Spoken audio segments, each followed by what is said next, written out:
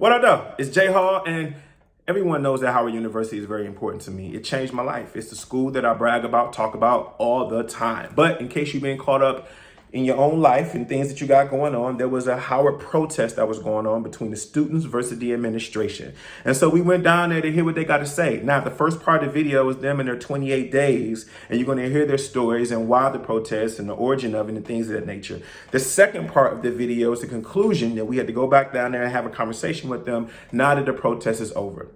So without further ado, here they are. Right now, my well-being isn't the best that it could be, and I feel like that's at the fault of the administration because there's never been a time on campus where I felt like I was at peace.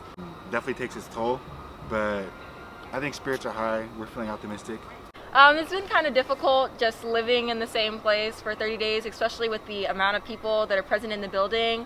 But spirits are still definitely strong, and I still am determined to get our demands met from the university.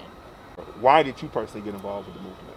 So for me, I'm a very spiritual person, so I felt called to be here. Even though freshman year I had my own personal experience being in a dorm that had rodents, roaches, flea-infested bathrooms and cold showers. So I had some bad experiences paying over $48,000 a year in a dorm. But this year, with those shared experiences, I saw a colleague of mine occupying the space who was coughing up blood, hospitalized because of mold in his freshman dorm. And so I was like, oh no, like for me to graduate and not address this will be, a shame for me as a mature individual 3 years later not to be here. I'm one of the students that are affected with some of the housing conditions. Some of those include, there have been times I didn't have water, didn't know I didn't have water. There have been times where it's hard for me to breathe, there's dust in my vents, things like that. And, I came here originally and I was just like, kind of what's going on? And then I found out what people were posting about and I was like, oh, I fit that boat too. And I was like, I might as well join and, speak up about it. Why do you think Blackburn in particular is important to this movement? Because I talked to a lot of alumni, I'm on this question, they're like, well, why won't they take over the administration building? Mm-hmm. Why won't they, why Blackburn? Mm-hmm. Well, from the faculty point of view, I think the A building, the administration building would be a bit more direct. But Blackburn in particular, it's right by the yard. Everybody has to walk by the yard every single day. So every single day, they're going to see the tents outside. It's not going to be something that could be easily forgotten just going to class or going to work. People are going to see this every single day. And also the administration building doesn't have the same impact as it does in previous years because in 2018, the administration building was what was keeping the university running. But now with COVID-19, the university is able to function online. So taking over the administration building wouldn't have had as large an impact because the university would have still just been running because they're used to running without the A building. The very reason why they occupied this space was because they had a town hall meeting requesting Howard admin to come up to the table and speak to answer their concerns. And they didn't show up. They were non-responsive. They were missing in action.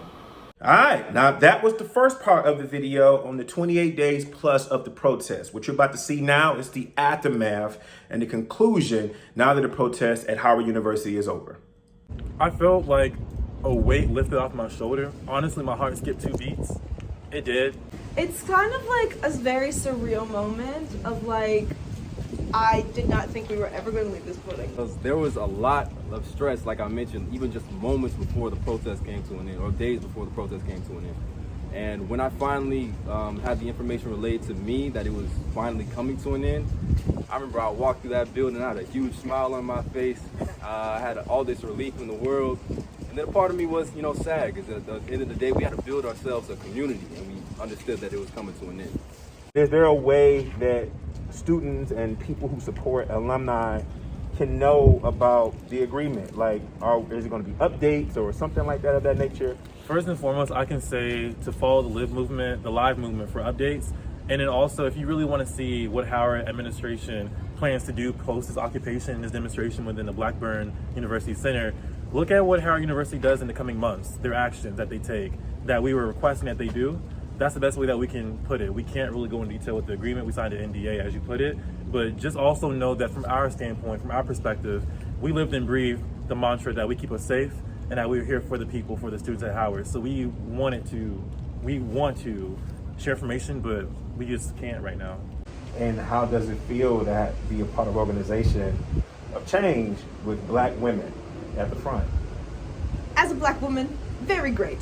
Very good. I have always been told, and I've always like wholeheartedly believed that like Black women are the face of most of everything, or even if they're not the face of it, they're there in the background or behind the scenes. So for people to know, and not only know but see that it's me and other fellow Black women at the face of something this big and like this life-changing is kind of incredible.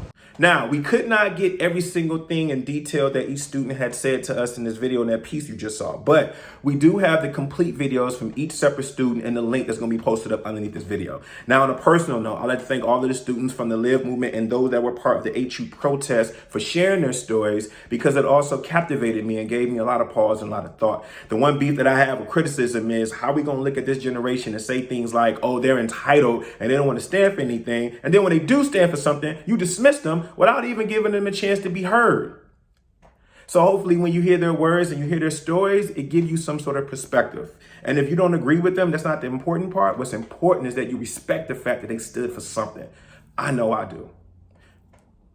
I appreciate you for joining us. As usual, be blessed, for successful, and talk to you soon.